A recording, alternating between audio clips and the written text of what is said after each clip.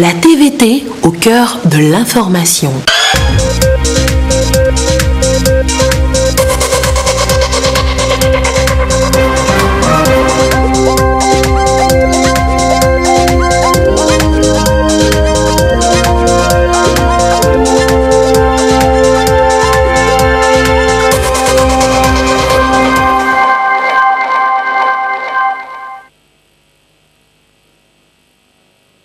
Heureuse de vous savoir au rendez-vous du journal sur la télévision togolaise. Madame, Monsieur, voici les titres du journal. Une première vague du contingent togolais rentre et une seconde part la remplacer au Mali. À l'aéroport international Gnassingbé et Yadema ce matin, l'émotion était grande pour accueillir les rescapés de la dernière attaque au Mali. Et puis l'assurance pour tous est désormais actée à la Caisse nationale de sécurité sociale. L'assurance vieillesse vient d'être lancée. Les détails dans cette édition.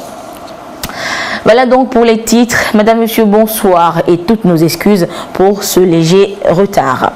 Le Conseil des ministres s'est réuni ce mercredi au palais de la présidence de la République sous la conduite du chef de l'État, Floris Gnassingbé. Le ministre en charge de la communication, Foli Bazi et Katari, nous livre le communiqué l'ayant sanctionné. Communiqué sanctionnant le Conseil des ministres du mercredi 6 novembre 2019. Le Conseil des ministres s'est réuni ce mercredi 6 novembre 2019 au palais de la présidence de la République sous la présidence de son Excellence M. Faure Esozimna Gnassingbé, président de la République. À l'entame des travaux, le président de la République a félicité le gouvernement pour les efforts réalisés, lesquels efforts ont induit les bons résultats obtenus et consacrés par le rapport Doing Business 2020. Pour maintenir le cap et être plus performant, le chef de l'État a demandé au ministre de s'impliquer davantage dans le traitement à temps des dossiers et l'accompagnement que requièrent les partenaires du secteur privé dans le cadre de la mise en œuvre du plan national de développement PND. À cet effet, le président de la République exhorte tous les ministres ainsi que les services de l'administration publique à œuvrer à un rythme soutenu et garantir les facilités nécessaires pour la célérité des affaires. Il les engage à une diligente attention aux préoccupations du secteur privé. Au cours des travaux, le Conseil a adopté 4 projets de décret, écouté une communication et abordé des divers. Au titre des décrets, le premier projet de décret adopté par le Conseil des ministres porte autorisation de perte de la nationalité togolaise. L'acquisition de la nationalité de certains pays, notamment de l'Europe, ne devient effective que sous la condition suspensive de la preuve par les bénéficiaires de la perte de la nationalité de leur pays d'origine. Afin de permettre aux ressortissants togolais désireux d'obtenir la nationalité d'un autre pays, les dispositions des articles 23 et 24 de l'ordonnance numéro 78-34 du 7 septembre 1978 portant code de la nationalité togolaise offre la possibilité de renoncer à la nationalité togolaise. La perte de la nationalité togolaise est autorisée par décret en Conseil des ministres conformément aux dispositions de l'ordonnance précitée. Elle comporte la restitution par le bénéficiaire de tous les documents officiels, à savoir le certificat de nationalité togolaise, la carte d'identité, le passeport et la la carte consulaire. Le présent décret autorise donc la perte de la nationalité togolaise à 500 Togolais résidant en Allemagne, aux Pays-Bas, en Norvège, en Chine, aux États-Unis et en Autriche. Le deuxième projet de décret, adopté par le Conseil des ministres, fixe les conditions d'application du régime du transit ordinaire. La loi numéro 2018-007 du 25 juin 2018 portant code des douanes nationales prévoit en son article 133 qu'un décret en Conseil des ministres fixe les conditions d'application du régime du transit ordinaire. Le présent décret est pris en application de cette disposition et répond au souci de garantir une gestion efficace du transit en mettant en œuvre les recommandations de l'Organisation mondiale des douanes et de l'Organisation mondiale du commerce en ce qui concerne la Convention de Kyoto révisée et l'accord sur la facilitation des échanges visant à sécuriser et à faciliter le commerce international.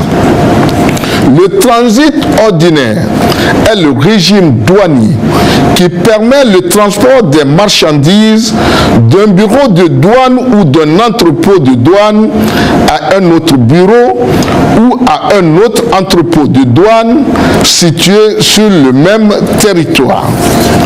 L'adoption de ce décret permet au gouvernement de disposer d'un instrument juridique pour renforcer les mesures de contrôle des marchandises qui circulent sur le territoire douanier entre deux bureaux de douane.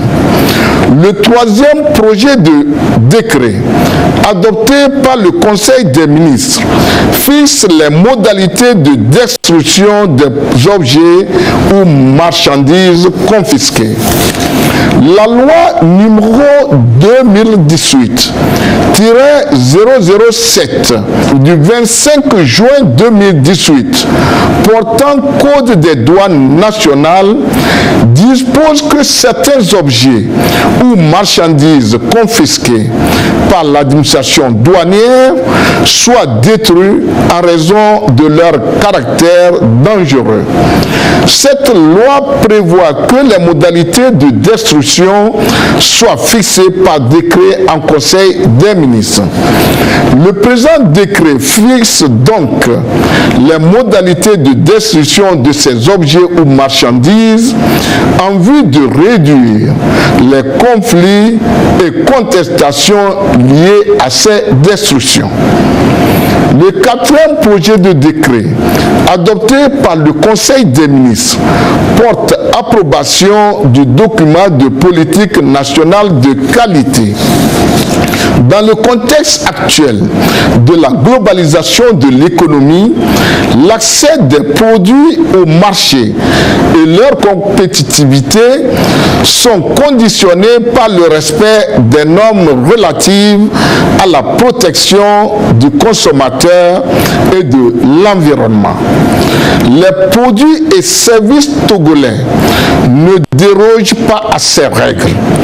Leur conformité devra être démontrée dans le respect des procédures d'évaluation de la conformité internationalement reconnue.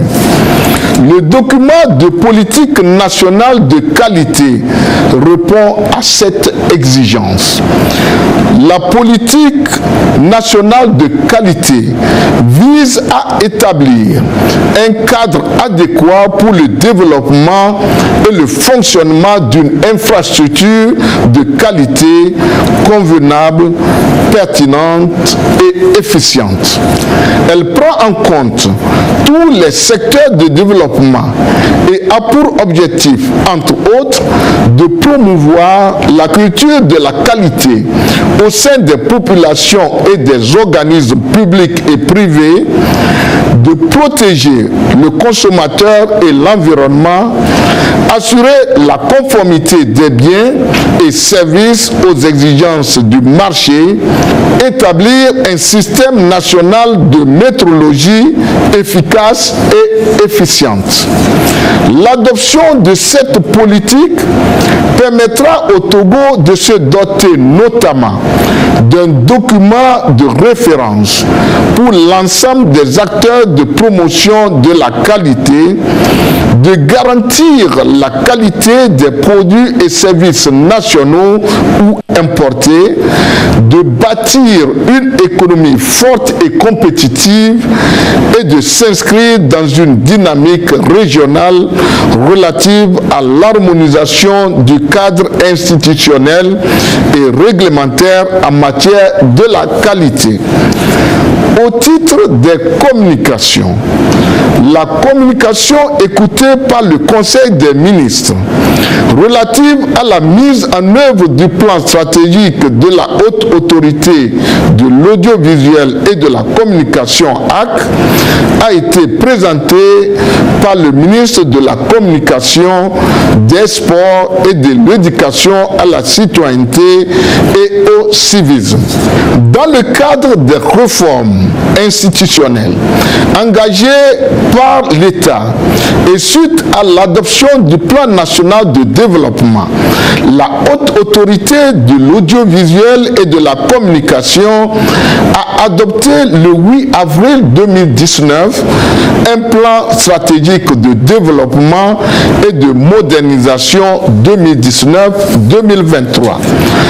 L'adoption de ce plan se justifie par les différentes mutations qu'a connues la HAC avec la promulgation de la loi organique numéro 2018-029 du 10 décembre 2018 qui réorganise la HAC, renforce ses pouvoirs de sanction et prend en compte l'évolution actuelle du monde de la communication et de l'audiovisuel.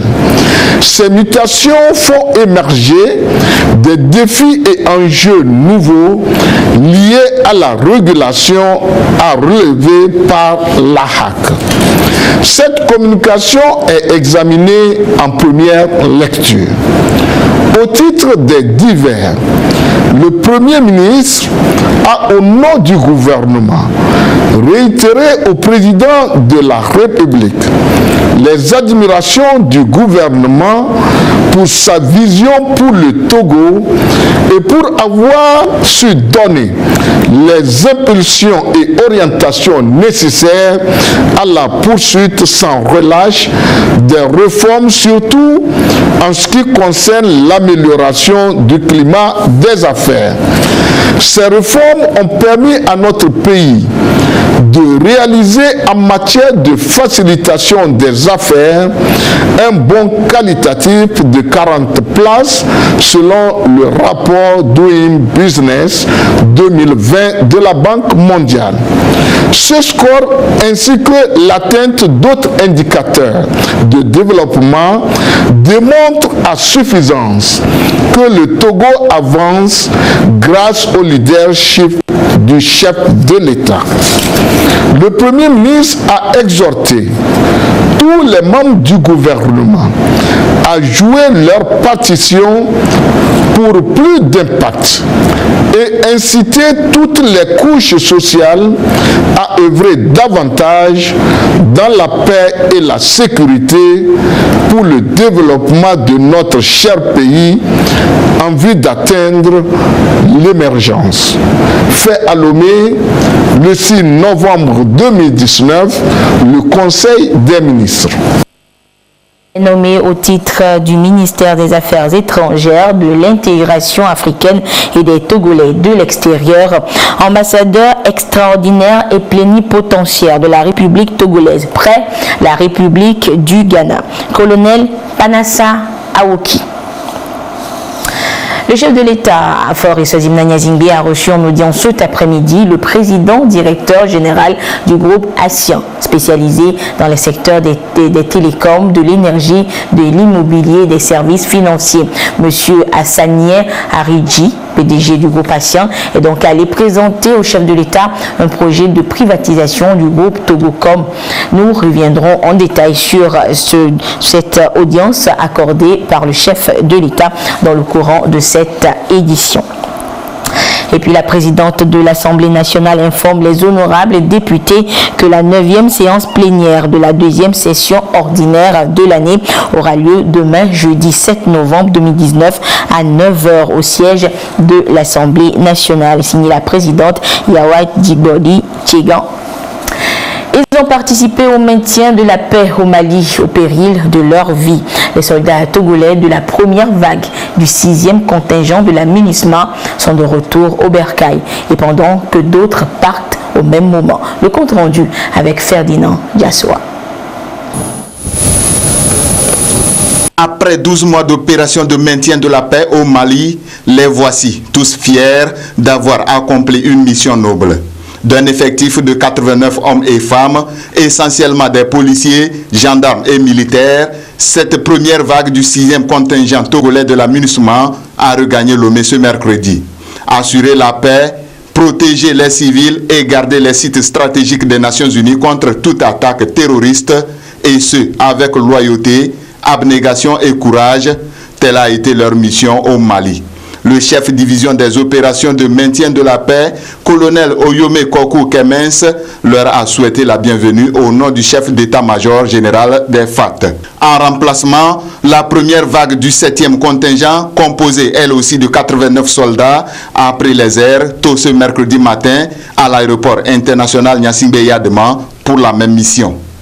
Quand on va en mission, équipé de moyens modernes, de nouvelle génération, avec un personnel entraîné, professionnel et soudé, le moral ne peut être que haut. Donc c'est très confiant que je pars en mission. Nous aurons à contribuer à côté des autres forces et des autres pays à stabiliser le Mali. Le Togo a le secteur centre, le secteur de Douenza.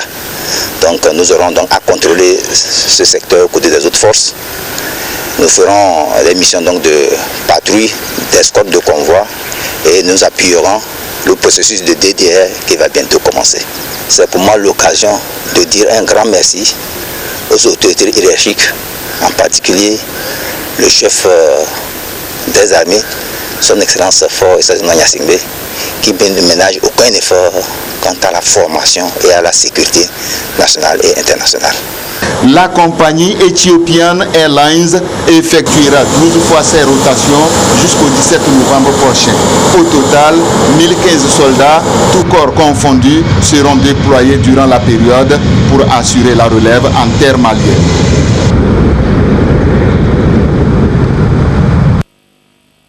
Le Togo, avec l'appui de l'Union européenne, a mis en place un nouveau registre de garde à vue uniformisé et standardisé. Ceci pour se conformer au code de procédure pénale et aux lignes directives sur les conditions d'arrestation et de détention provisoire en Afrique. Les explications sur le rôle de ces registres dans ce reportage de Aimé Alpha, Gisèle Kozona et Abili Niazimbe. Les unités d'enquête et de police judiciaire disposent désormais d'un registre uniformisé de garde à vue selon les normes internationales. 400 exemplaires sont remis au département ministériel chargé de la sécurité nationale à des fins utiles. Le registre respecte et est conforme au code de procédure pénale et aux lignes directives sur les conditions d'arrestation, de garde à vue et de détention provisoire en Afrique. Des mesures prises à travers le programme d'appui au secteur de la justice. La loi permet à l'officier de police judiciaire de prendre compte cette personne une mesure privative de liberté qu'on appelle la garde à vue, qui est exécutée dans les locaux de la police judiciaire. La loi impose que dans chaque locaux d'enquête de police judiciaire, qu'il soit tenu un registre de garde à vue. Nous avons décidé donc concevoir un registre unique pour la police et la gendarmerie. Il ne doit pas y avoir de différence. Et nous avons érigé ce registre-là à un standard. C'est-à-dire que nous avons demandé que ça respecte certaines normes prescrites. Des équipements ont été réceptionnés par le Togo au cours de cette rencontre en vue d'implémenter la plateforme régionale d'information au niveau des services à travers le programme CIPAO ou le système d'information policière pour l'Afrique de l'Ouest. Le programme CIPAO vient d'un constat. Le constat, c'est la recrudescence de la criminalité transnationale organisée dans la région ouest africaine. Le Togo a déjà signé le protocole avec Interpol. C'est ce protocole qui donne l'accès au programme. Le ministre de la Sécurité et de la Protection civile salue les deux programmes qui ont permis de renforcer l'arsenal juridique togolais. Le registre de garde à vue retrace tous les renseignements et informations concernant la personne gardée à vue dans une unité de la police ou de la gendarmerie. Il peut à tout moment être contrôlé par le parquet et les organisations de défense des droits de l'homme qui peuvent demander à y avoir accès. Il est donc d'une grande importance dans les unités des services d'enquête de police judiciaire. Le programme CIPAO-WAPIS vise à interconnecter dans un premier temps les services nationaux chargés de l'application de la loi à travers une plateforme d'enregistrement, d'échange et de partage d'informations policières et dans un second temps interconnecter les plateformes nationales à travers une plateforme ouest-africaine.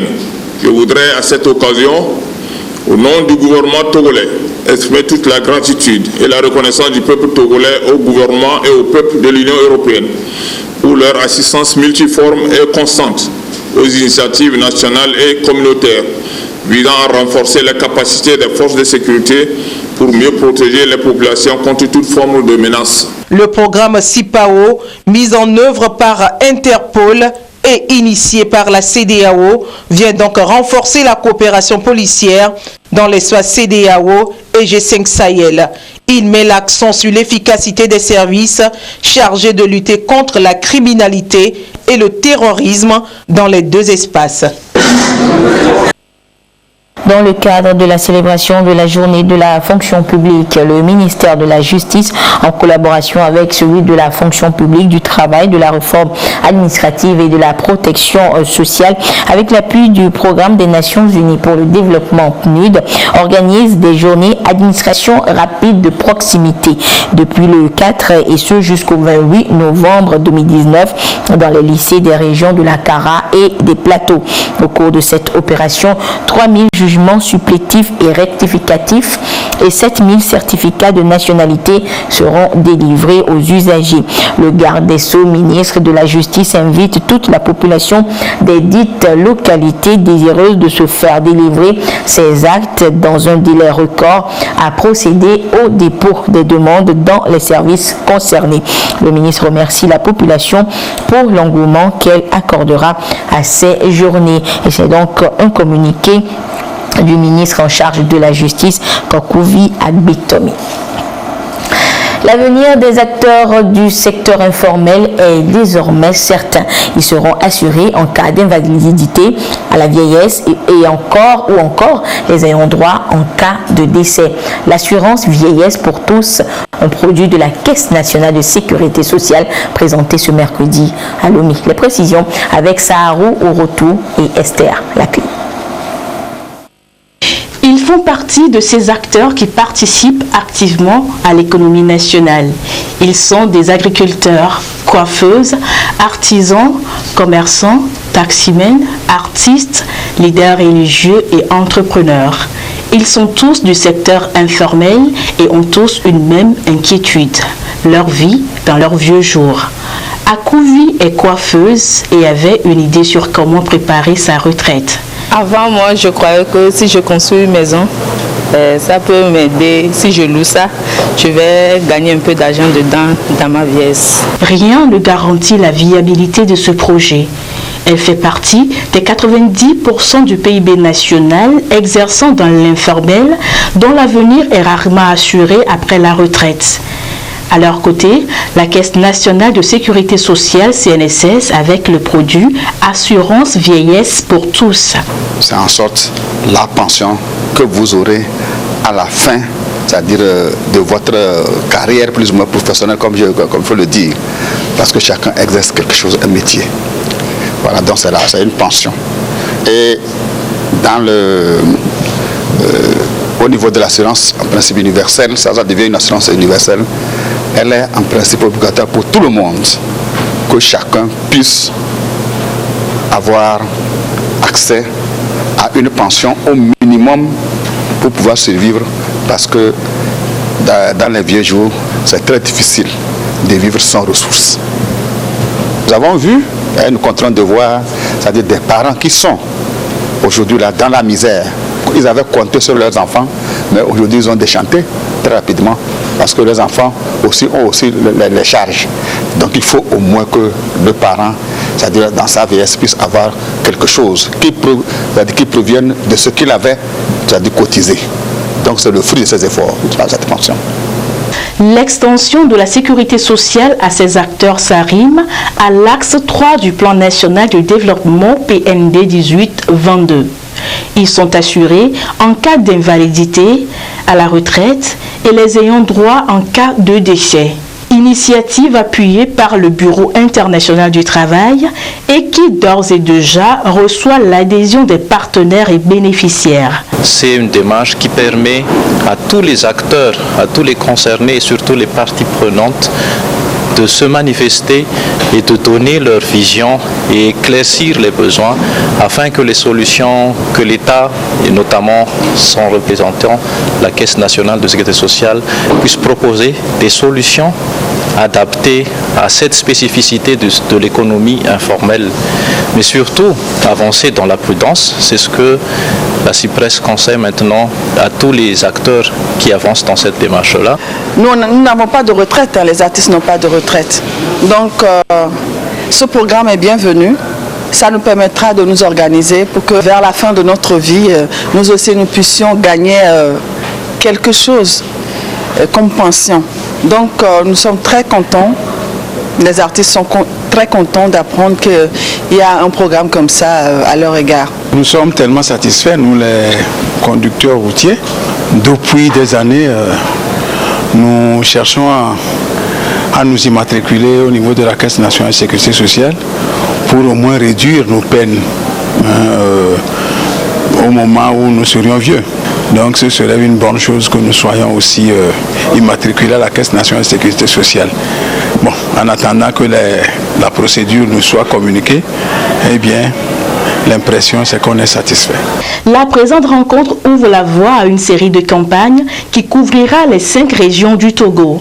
Campagne qui, selon le directeur des prestations techniques de la CNSS, représentant Madame Ingrid Awadé, directeur général de la Caisse nationale de la sécurité sociale, est destinée à recueillir l'avis de tous les bénéficiaires, même ceux résidant dans les lieux les plus reculés.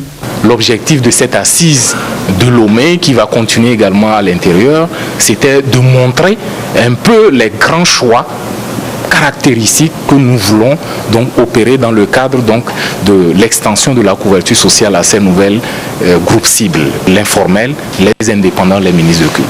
Donc on est dans une phase de concertation, comme le titre le dit, d'échange, pour pouvoir leur dire voilà ce que nous pensons être le mieux adapté à votre réalité et qu'est-ce que vous en dites. Et c'est l'exercice que nous avons fait tout à l'heure et nous avons recueilli des observations très intéressantes. Nous allons continuer la campagne sur l'ensemble du territoire national et à l'issue, nous allons analyser toutes ces observations et nous allons sortir un produit que nous espérons répondre donc aux spécificités des travailleurs. Et l'ambition de Madame le DG, c'est que ici, le début du mois de janvier 2020, qu'on puisse avoir le premier enrôlement de ces travailleurs-là au sein de notre couverture sociale. C'est depuis 1956 que la CNSS assure le salarié togolais. Depuis 2011, le secteur informel est pris en compte par cette couverture sociale qui prend ici officiellement corps. Elle étudiera cas par cas la situation de chaque acteur du secteur informel afin de lui offrir l'assurance adaptée. Et je vous annonçais en début d'édition que le chef de l'État a reçu en audience cet après-midi le président directeur général du groupe Action, spécialisé dans les secteurs des télécoms, de l'énergie, de l'immobilier et des services financiers. Monsieur Hassanieh Aridji du groupe Action donc, est allé présenter un projet de privatisation du groupe Togocom au chef de l'État, Forest Zimna Nyazingbi. Le contenu du dit projet est décliné au micro de Gérard Lagoudou. Je voulais remercier avant tout son Excellence Monsieur le Président de la République pour son accueil ici à Lomé au Togo dans le cadre du processus de privatisation de la société Togocom. Je voulais aussi le remercier de sa disponibilité et de son écoute. Et enfin, je voulais le remercier pour la confiance qu'il accorde au consortium Action pour le développement et la transformation digitale que nous allons opérer bientôt dans le secteur des télécommunications au Togo. Nous arrivons avec un projet extrêmement ambitieux dans le cadre de cette privatisation. Ce projet consiste en 3 axes extrêmement importants. Un investissement massif dans les infrastructures, aussi bien de couverture, dans les infrastructures de transport, dans les infrastructures IP et dans le mobile money, afin d'apporter le meilleur de la qualité de service. Deuxième volet de ce projet consistera à étoffer, à compléter, à développer l'expertise que nous trouvons et que nous avons rencontrée au sein des équipes de Togocom. Nous avons rencontré des experts, des gens qui ont énormément de talent et nous souhaitons nous mettre avec eux pour développer le secteur des télécommunications. Enfin, la troisième partie de notre programme, ce sera d'améliorer et d'apporter de nouveaux services. Aujourd'hui, le monde du digital est en train de bouger extrêmement rapidement et nous souhaiterions aujourd'hui être aux côtés des Togolais et faire un nouveau secteur des télécommunications par les Togolais, pour permettre à chacun des Togolais de rentrer dans le monde digital. Le chef de l'État était extrêmement intéressé quant à notre projet de développement, mais surtout à l'ambition que nous allons apporter au Togo. Aujourd'hui, il y a un plan national de développement au Togo. Ce plan national de développement est axé à la fois sur la logistique, sur l'agriculture et les industries extractives et sur les services. Et aujourd'hui, nous souhaitons être un des vecteurs d'accompagnement et de développement de cette transformation. Donc nous sommes extrêmement enthousiastes et nous pensons qu'il y a une véritable complémentarité à développer ensemble. Merci. Et nous reviendrons demain dans nos prochaines éditions sur la signature de cet accord intervenu cet après-midi à la présidence de la République. Bientôt une formation de type dual pour les artisans de Tokli dans la préfecture de Yoto. Une signature d'accord de partenariat a eu lieu à cet effet à Lomé entre l'usine de production de clinker Scan Togo et la coopération allemande GIZ. Aimé Alpha et Ferdinand Diassoua nous en disent plus. À travers ces paraphes, le projet formation initiale et continue axé sur la pratique dans le secteur du bâtiment entre dans sa phase opérationnelle à Tokli, dans la préfecture de Yoto. Plus de 200 artisans, spécifiquement des maçons et charpentiers, seront outillés sur la construction d'habitations écologiques et à moindre coût avec des matériaux locaux disponibles. D'une durée de 3 ans, ce projet de l'entreprise Scan Togo, spécialisée dans la production du clinker, bénéficie d'un appui technique et financier de la coopération allemande GIZ. Scan Togo est donc une des plus grosses industries ici au Togo, où le groupe Heidelberg Cement a investi pratiquement plus de 200 millions d'euros. Et pour nous, il nous paraît indispensable de développer nos activités de responsabilité sociétale et aussi de formation aussi de nos populations avoisinantes autour de notre site de production, d'où ce projet. Tant bien sûr que les populations profitent dans le cadre de la formation, qu'il y a une dynamisation de l'économie locale à travers le secteur de construction et que les recettes et les conditions de vie des populations à la fin dans cette région de Tokli autour de Tagbigbo sont améliorées. 204 000 euros, soit près de 134 millions de francs CFA, seront investis dans cette formation dite de type dual. Et les bénéficiaires se réjouissent des retombées du projet dans la localité de Tokli. Nous sommes très fiers du lancement de ce projet qui va permettre de former nos jeunes artisans afin de les rendre plus performants. De retour, je vais les mobiliser afin qu'ils puissent participer massivement. Le projet s'inscrit dans le programme Formation professionnelle et emploi des jeunes Profopège de la coopération allemande GIZ. D'ores et déjà, le gouvernement se félicite de cette initiative de l'entreprise Scan Togo. Elle vise non seulement à développer les zones minières, mais surtout à les rendre écologiquement viables. Au siège de la SICARE se déroulent les travaux de la session légale de la compagnie dont la mise en application est prévue pour janvier 2020.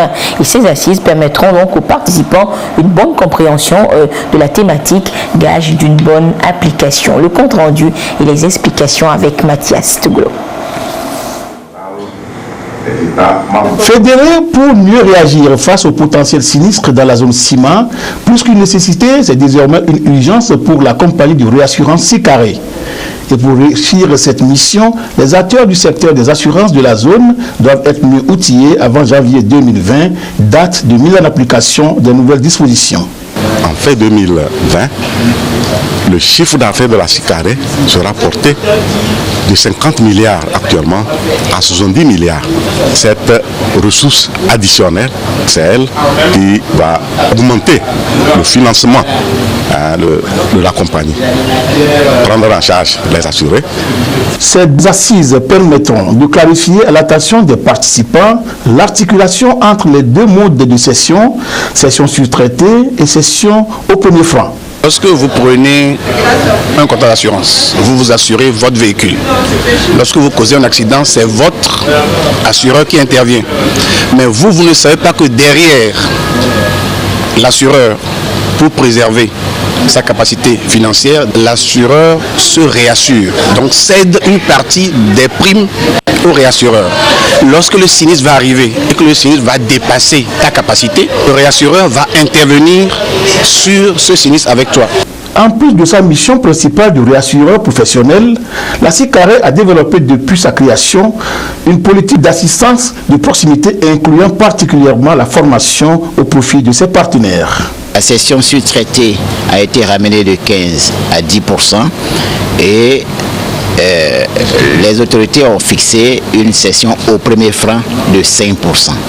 Alors les séminaires de ce jour visent donc à expliquer à nos partenaires, donc aux compagnies d'assurance qui vont donc appliquer le nouveau dispositif de cession légale, les modalités d'application de ce nouveau dispositif.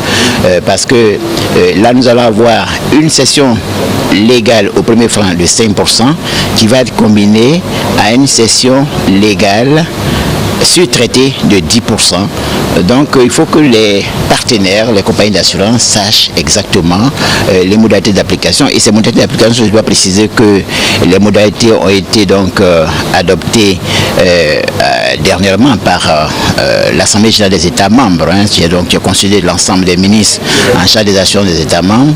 Et ces modalités ont été adoptées le 10 octobre dernier. Et donc nous avons ouvert le séminaire et je pense que d'ici donc les 2 jours, les assureurs auront tous les éléments pour une bonne application de ce nouveau dispositif. La cession légale au premier franc est l'un des instruments privilégiés concédés par les États membres à la compagnie, non seulement pour lui permettre d'assumer convenablement son mandat, mais aussi et surtout pour atteindre les objectifs précis. Augmenter la rétention des primes dans la zone, accroître dans une certaine mesure la mutualisation des risques par autocession aux réassureurs et compagnies d'assurance de la zone, d'une part, des affaires dépassant la capacité de la SICARE. Enfin, favoriser la création d'une base de données assurantielle. Et c'est sur cette réunion de la SICARE que se referme cette édition. Merci de votre fidélité à la télévision togolaise. Excellente suite de nos programmes. Au revoir.